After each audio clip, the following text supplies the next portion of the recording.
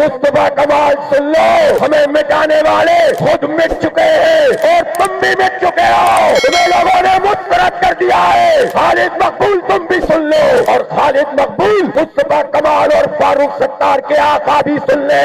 जमात इस्लामी लोहे के चने चबाने की कोशिश करोगे दांत टूट जाएंगे। 5000 से ज्यादा पोलिंग स्टेशन है, किसी एक पोलिंग स्टेशन पर एमपीएम नहीं जीती है। ये फ्रॉड मैंडेट है, ये आरो मैंडेट है, ये लिखा हुआ मैंडेट है, ये जाली मैंडेट है। इस मैंडेट का हम ताक़ुब करेंगे।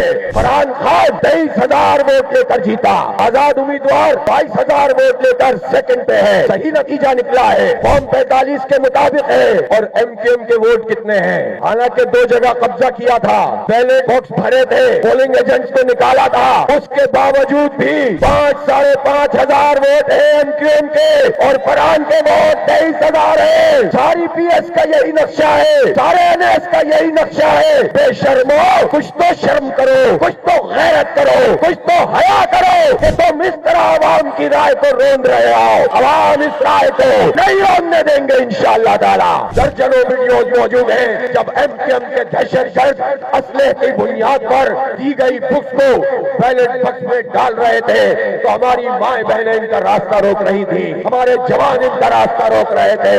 अब कराची वालों को यरगमाल नहीं बनाया जा सकता। मैं इलेक्शन कमीशन से कहता हूँ, कराची के नताइज को कलअदम करार दिया जाए, इसकी इन्वेस्टिगेशन की जाए। कल हम हाई कोर्ट जा रहे हैं, हाई कोर्ट में अपनी वो तमाम सीटें जो हमने जीती हैं वो अपने पूरे फॉर्म्स के साथ लेकर जा रहे हैं। और जमात इस्लामी ये मुकदमा अपने उम्मीदवारों का भी लड़ेगी और पीटीआई के उम्मीदवारों का भी लड़ेगी इंशाअल्लाह।